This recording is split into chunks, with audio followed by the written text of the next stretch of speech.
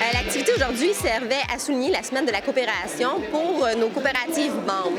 Donc, la Fédération des coopératives d'habitation comporte 44 coopératives membres sur son territoire qui représentent aussi Centre du Québec et Mauricie.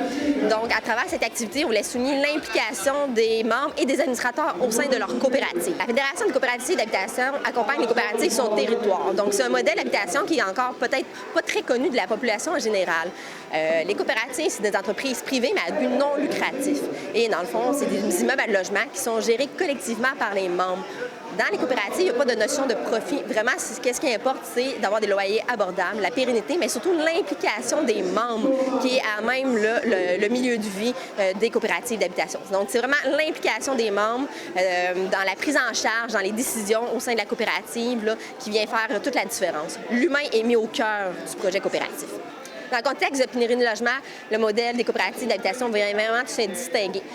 En coopérative d'habitation, une rénoviction, comme on appelle, on ne connaît pas ça. Les loyers abordables sont là pour le demeurer. Puis qu'est-ce qui est bien, c'est que les membres qui contrôlent vraiment leur coopérative. Donc, les prix de loyer sont établis par les membres de la coopérative. Donc, ça vient vraiment créer un enjeu majeur et les loyers demeurent abordables à travers le temps. Donc, dans le contexte de crise de logement, qu'on sait que les logements sont à des prix exorbitants, on voit des rénovictions. Bien, le contexte des coopératives d'habitation permet d'être en dehors de ces critères-là. Nous, on est une très petite coopérative. On a 7 membres. Vivre en coopérative, c'est vivre en étant un peu propriétaire de l'endroit où on habite. Donc, de ne pas attendre non plus après un propriétaire qui veut faire des rénovations, des réparations quand on a quelque chose de brisé. C'est un côté très communautaire, c'est de s'impliquer. C'est très humain. Oui, c'est en conseil d'administration qu'on va choisir les réparations de grande envergure qui vont être faites. Pour ce qui est des petites réparations, un évier bouché et tout ça, c'est fait automatiquement. Il n'y a pas personne qui débat de ça.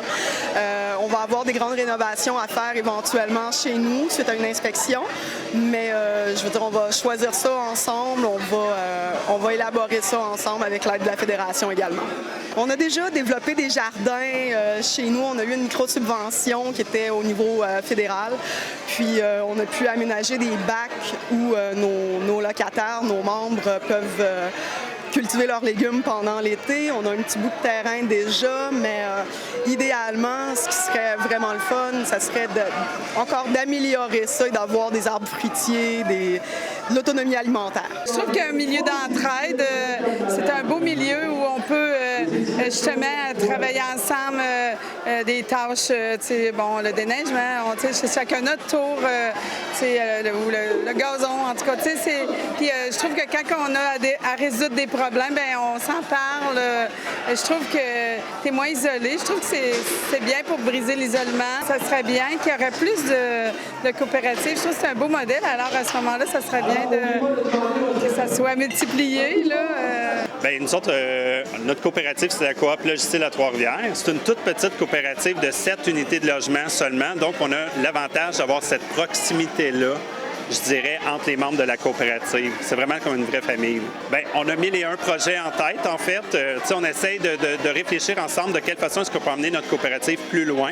On a mis en place un système de compostage. Là, il y a le bac brun qui est arrivé éventuellement. On essaye de réfléchir peut-être au niveau des stationnements dans la coopérative, de voir avec les voitures électriques.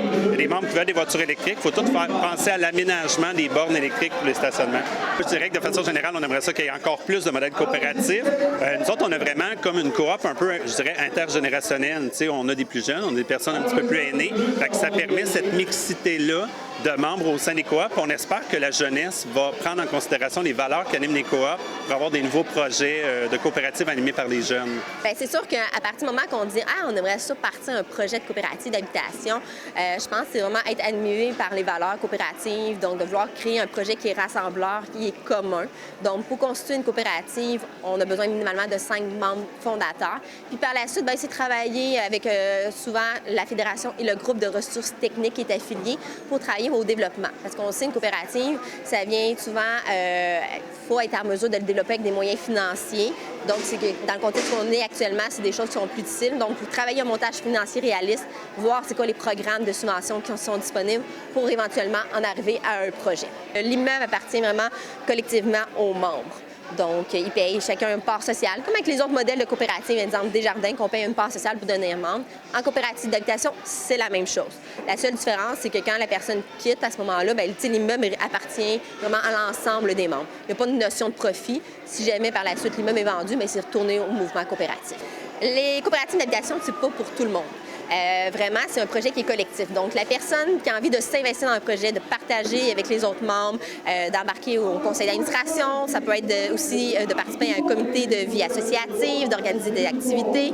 Vraiment, à ce moment-là, ils vont retrouver leur avantage d'habiter dans ce type d'habitation-là. Quelqu'un qui est un peu plus individualiste, qui dit moi, j'ai pas envie de vouloir m'impliquer puis de participer, à ce moment-là, il est peut-être plus mieux d'aller vers un logement qui est privé. Nous, notre rôle au sein de la Fédération, c'est d'accompagner les divers coopératifs sur notre territoire dans leur mission. Donc, s'assurer que si jamais ils ont des besoins d'information, des besoins de services, que ce soit en inspection, en tenue de livre, qu'on soit là pour les accompagner, mais surtout faire rayonner et promouvoir le modèle coopératif en habitation.